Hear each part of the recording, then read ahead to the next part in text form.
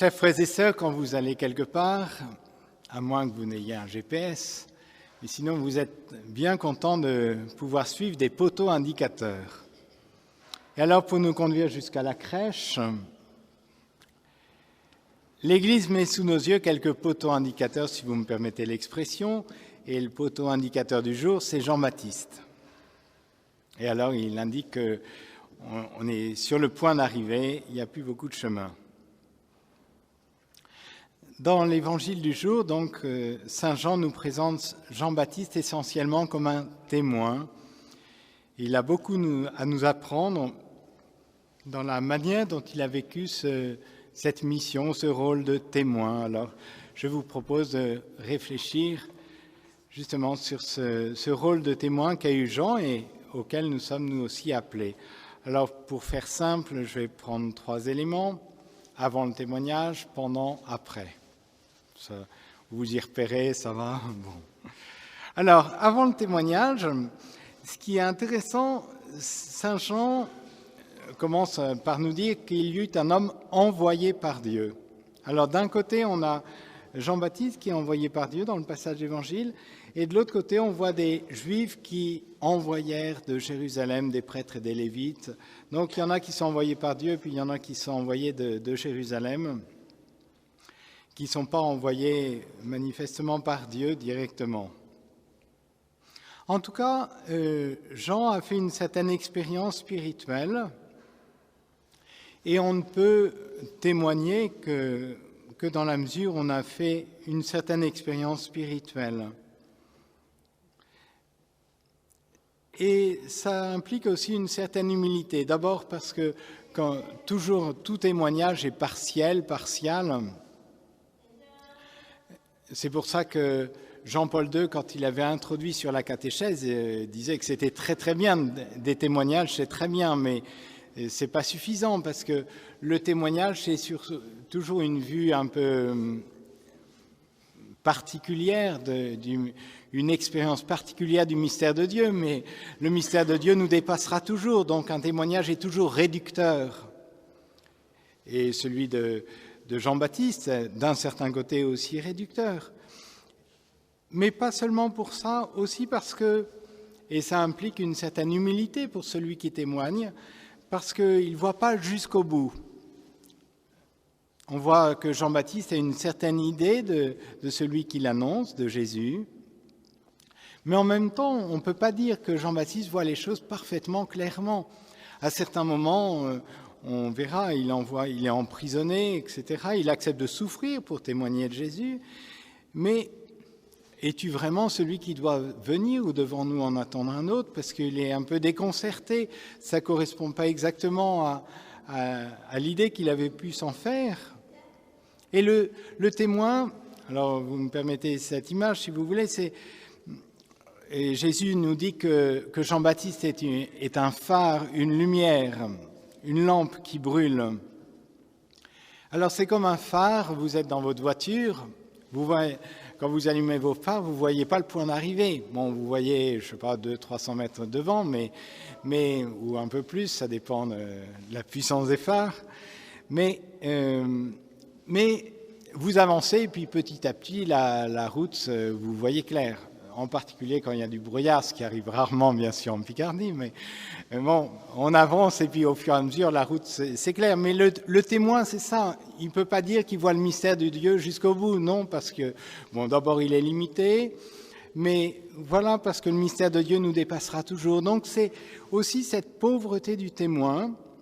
Alors, en même temps, vous sentez que Jean-Baptiste a de la vigueur dans ce témoignage parce qu'il sait ce qu'il annonce et en même temps une certaine pauvreté dans ce témoin qui fait qu'il n'adopte pas cette attitude de supériorité mais plutôt une attitude d'humilité.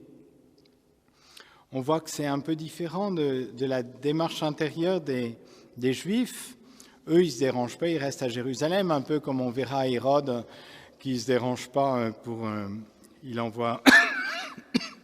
Il dit, bon, vous allez me renseigner, puis après vous me donnez les informations. Mais il y a une manière où on ne veut pas bouger, et puis on envoie les autres en avant. Alors, tandis que Jean-Baptiste, ce n'est pas du tout cette attitude, et il a cette attitude d'humilité. Donc ça, c'est avant le témoignage, faire une expérience de Dieu, mais en même temps se rendre compte qu'on n'a pas fait le tour du mystère de Dieu et on ne peut pas commencer à témoigner en pensant, bon, le jour où je connaîtrai parfaitement le mystère de Dieu, je pourrai commencer à témoigner, à ce moment-là, restez chez vous et puis voilà, vous ne démarrez jamais. On ne témoigne que de ce que pour l'instant nous avons vécu, mais en sachant qu'on est encore loin du compte et que de toute façon nous sommes limités et que nous ne ferons jamais le tour du mystère de Dieu. Ça, c'était le premier point. Le deuxième point, donc, c'est donc le témoignage en lui-même. Alors le témoin, c'est celui qui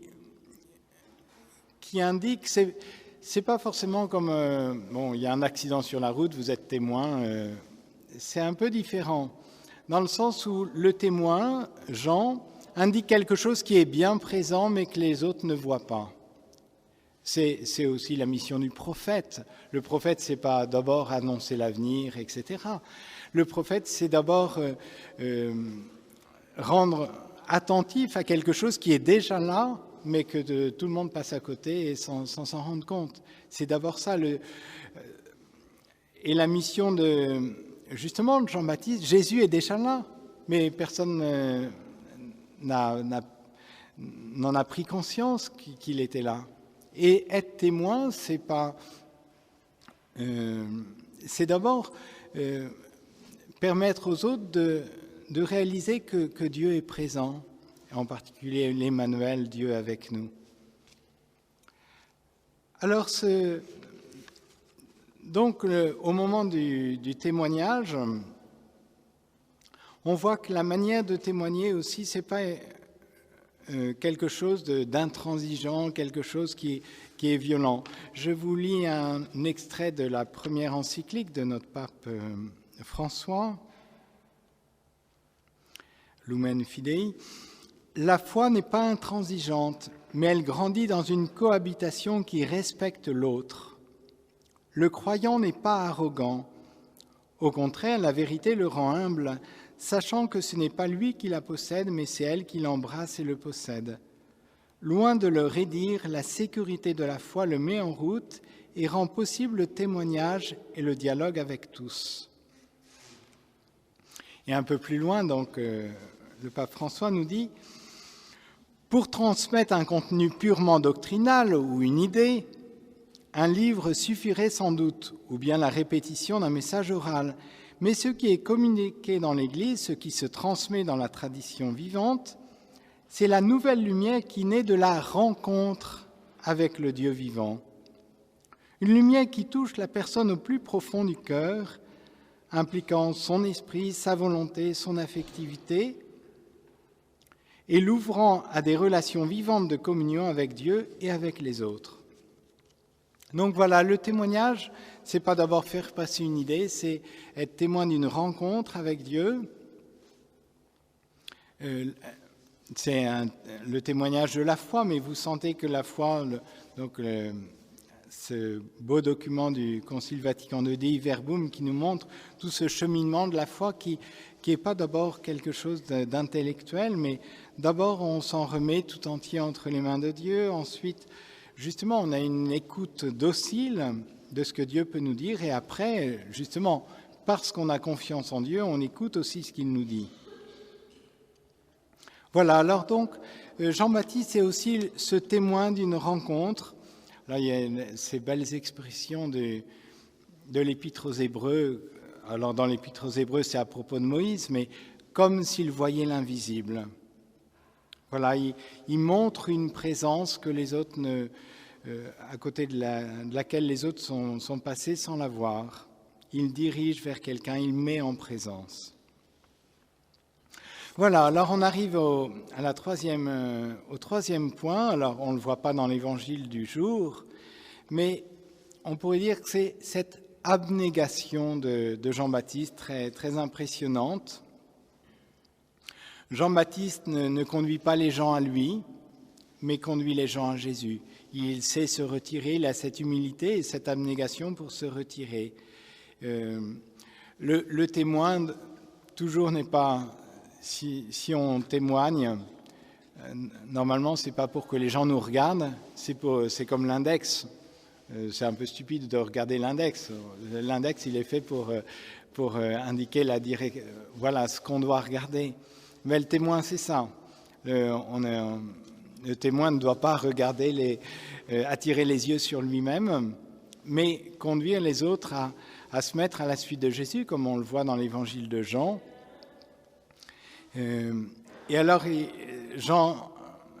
l'apôtre Jean a une belle expression pour parler de Jean-Baptiste, qui est comme l'ami de l'époux, qui prépare la bien-aimée, l'épouse, et puis qui se retire une fois que l'époux arrive. Bien sûr, sa joie, c'est donc que l'épouse rencontre l'époux.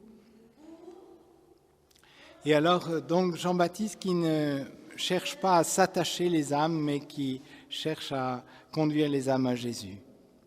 Alors donc, ces trois éléments du témoin, c'est d'abord cette expérience de Dieu, mais cette expérience partielle.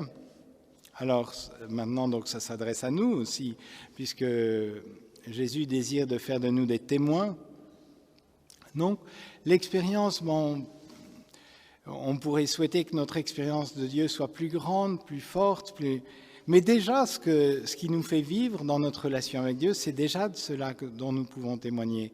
Après, donc, on fait part de cette rencontre avec Dieu. Ce n'est pas d'abord des idées qu'on communique, c'est le deuxième point, et puis après, on se retire. Après, c'est le secret de la relation des autres avec Dieu, et ça ne nous regarde pas. Notre joie, c'est que les autres puissent rencontrer Dieu. Alors, nous pouvons, par l'intercession de Saint Jean-Baptiste, demander cette grâce d'être renouvelés dans cette mission qui est celle de tout baptiser, de témoigner de Jésus.